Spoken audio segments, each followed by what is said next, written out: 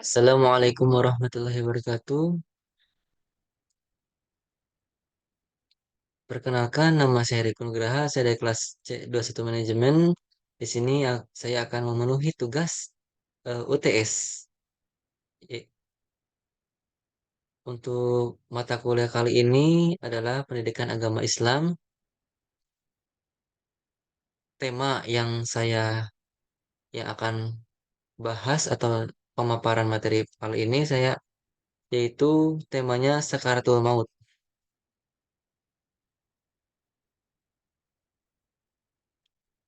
Pertama-tama saya akan membukanya terlebih dahulu. Bismillahirrahmanirrahim.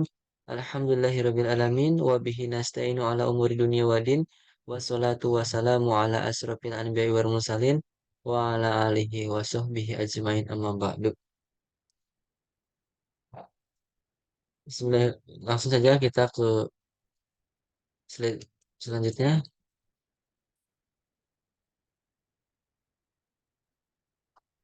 tentang apa itu sakaratul maut. Ya bisa, nih.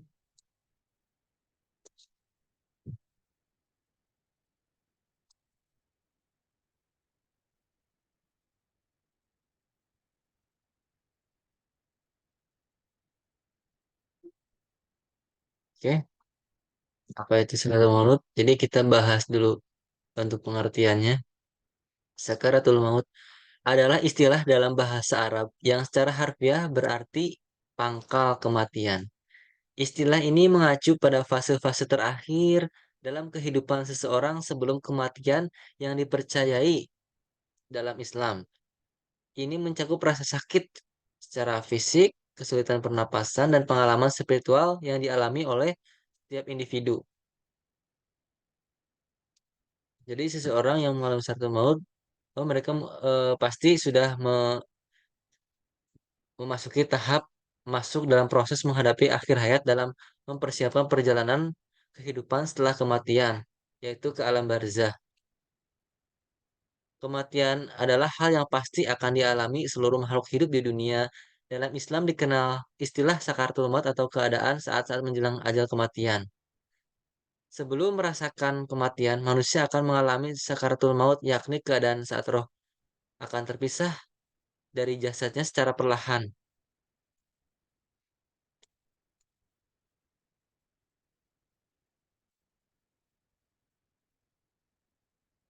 Jadi semua yang dirasakan dari kematian itu pasti eh, menyakitkan, seperti eh, jeru seperti duri yang dimasukkan ke dalam mulut.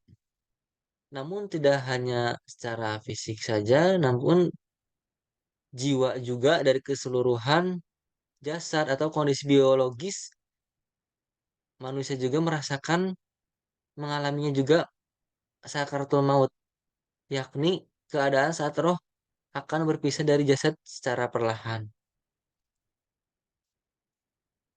Di sudah diterangkan di dalam sudah tertulis dalam Al-Qur'an dalilnya yaitu di surat Al-Qiyamah, Quran surat yang ke-75 dari ayat 26 sampai 29. Dan kamu tidak dapat Bismillahirrahmanirrahim, dan kamu tidak dapat memberi nasihat kepada orang-orang mati karena mereka tidak mendengar, dan kamu tidak dapat memberi nasihat kepada orang-orang yang ada di dalam kubur karena mereka tidak mendengar. Sesungguhnya kamu hanya pemberi nasihat kepada orang yang mengikuti peringatan dan yang takut kepada Tuhan yang pemurah walaupun dia tidak melihatnya. Maka beri kabar gembira kepada orang itu tentang ampunan dan pahala yang besar. Ayat ini menyoroti ketiadaan kemampuan untuk memberi nasihat kepada orang-orang yang telah meninggal dan menyatakan bahwa nasihat hanya dapat diberikan kepada orang yang hidup dan takut kepada Tuhan. Ini menegaskan pentingnya persiapan spiritual dan ketaatan kepada Allah Subhanahu wa taala sebelum mencapai sakaratul maut.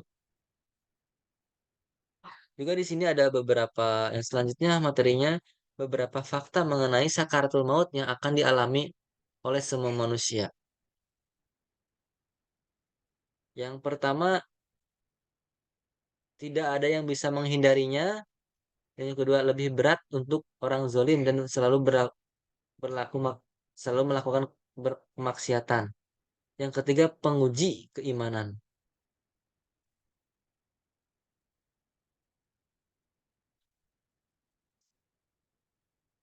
Jadi dalam di sini tidak ada yang bisa menghindarinya.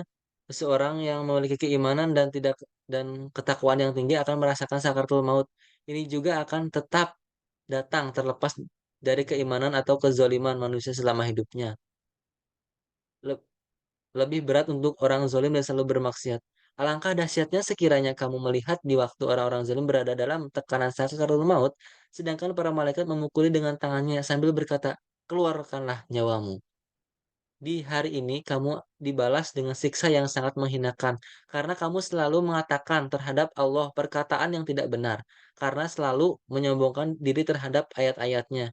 Quran Surat Al-An'am ayat ke-93. Penguji keimanan sakaratul maut tidak pernah dipisahkan dari proses kematian karena saat itu manusia akan diuji keimanannya karena tidak ada hanya hanya malaikat saja tapi juga setan juga menguji iman. Selain itu, sakaratul maut juga tidak pernah lepas dari namanya rasa sakit.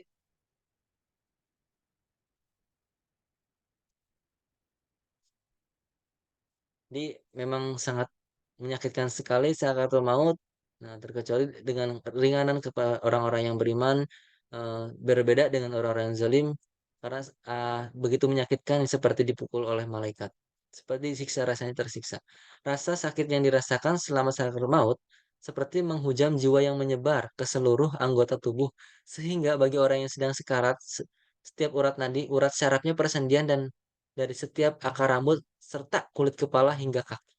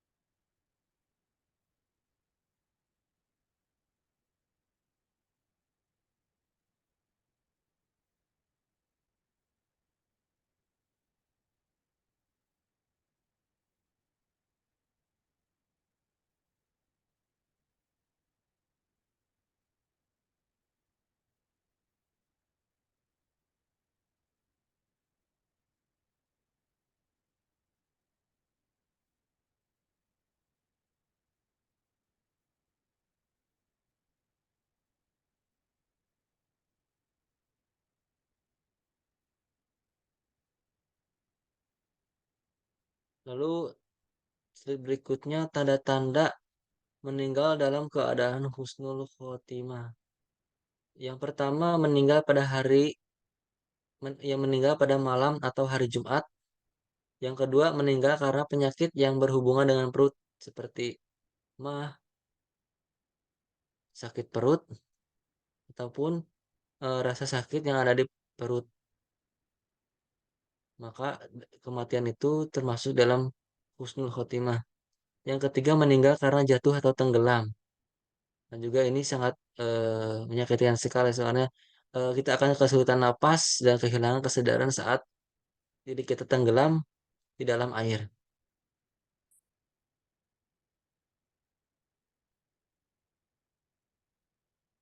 Lalu hal yang dilakukan saat menghadapi orang sakaratul maut mentalkin. Jika sedang menghadapi orang-orang yang sakaratul maut, maka lakukanlah membaringkannya. Yang pertama membaringkannya ke sebelah kanan, yang kedua membacakan surah Yasin, yang ketiga memejamkan matanya, dan yang keempat menutupi seluruh tubuhnya, yang kelima persiapan mengurus jenazah.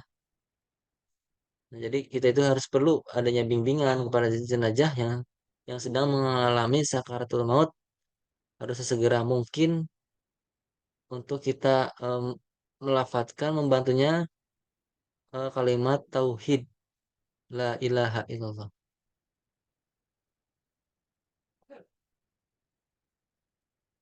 Adapun tanda-tanda yang muncul saat kematian sudah dekat, nah, nafas semakin berat,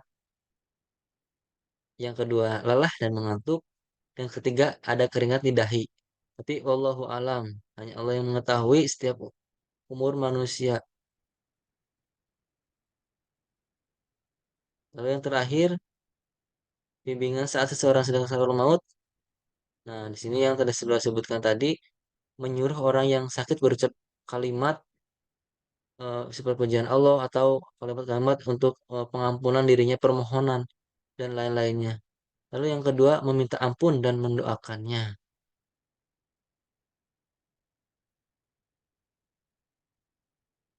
Ya, cukup sampai sekian dari sini.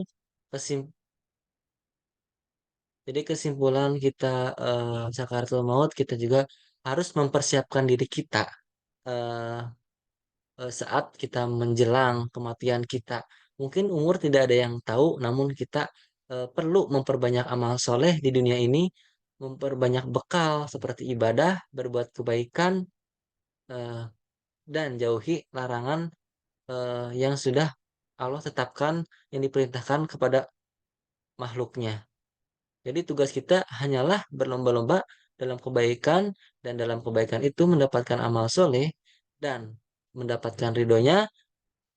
Sebaik-baiknya tempat pulang adalah surga, seburuk-buruknya tempat tempat pulang adalah neraka.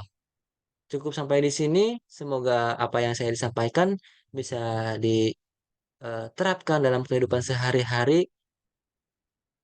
Sekian dan terima kasih. Juga serta ada kesalahan kata atau sikap saya yang kurang berkenan di hati eh, kalian. Mohon maaf sebesar-besarnya. Saya tutup. Wabil taufik wal hidayah. Wassalamualaikum warahmatullahi wabarakatuh. Naon?